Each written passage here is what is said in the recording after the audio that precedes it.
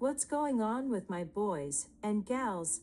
President Trump asked in what may be one of the longest truth social posts of his presidency. It was late Saturday afternoon, and the president was focused on a story that has bedeviled him, if only because it is one of the few he hasn't been able to control. They're all going after Attorney General Pam Bondi, who is doing a fantastic job. We're on one team, MAGA, he continued. We have a perfect administration, and selfish people are trying to hurt it, all over a guy who never dies, Jeffrey Epstein. While Epstein is dead, the story is not. It has taken on a life of its own, and become the first genuine crisis in Trump's coalition, and one which has broken through to the mainstream. Not only are growing numbers of Trump's own supporters calling for the president to appoint a special counsel to investigate, but members of Congress are calling for a vote to require the Department of Justice to release the records.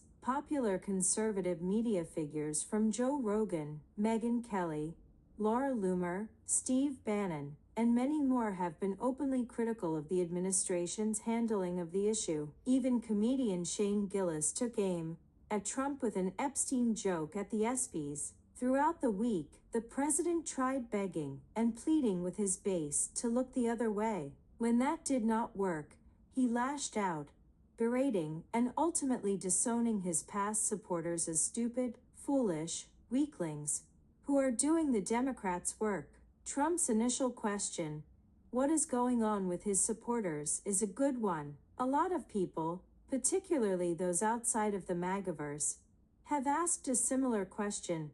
Why does Trump's base care so much about the Epstein story? In asking this question, they acknowledge that he was a pedophile, arguably one of the most notorious, destructive and horrific we have seen. A man who involved elites and others at the highest levels in trafficking underage women for decades. It also is true that many documents remain to be released, including his computers and devices, flight manifests, U.S. Marshal records, his autopsy report, and so on. Moreover, even the reporter who originally broke the Epstein story and wrote the book on it, Julie K. Brown, said that she was skeptical about what the government is claiming for a variety of reasons, including the fact that the surveillance video from the night he died in jail is missing a minute and, in her assessment, does not show his cell. None of that, however, explains why this story has broken through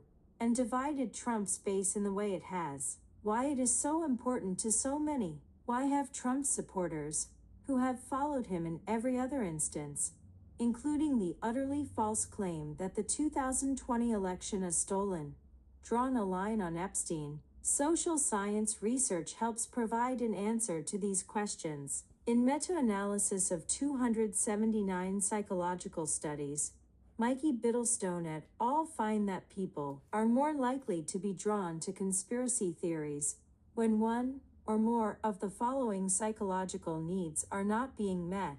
These include the need to 1. Be informed and know the truth, epistemic; 2. Feel safe and secure, existential; and be valued, social. Almost all the research suggests that people are more likely to believe a conspiracy when one or more of those three needs are not being met, and by contrast, less motivated when they are. In the case of Epstein, the theory is that he was not only using and abusing innocent young women, but he was doing so at the behest of the most elite members of society. Epstein himself was caught and ultimately sent to jail, where he died by suicide, although the proof of that remains unknown. No one else who played a part in these horrors, except his former girlfriend Ghislaine Maxwell, has been held responsible. People who feel that their need to make sense of the unfair and chaotic world around them is not being met are more likely to be drawn to this theory because it provides an explanation,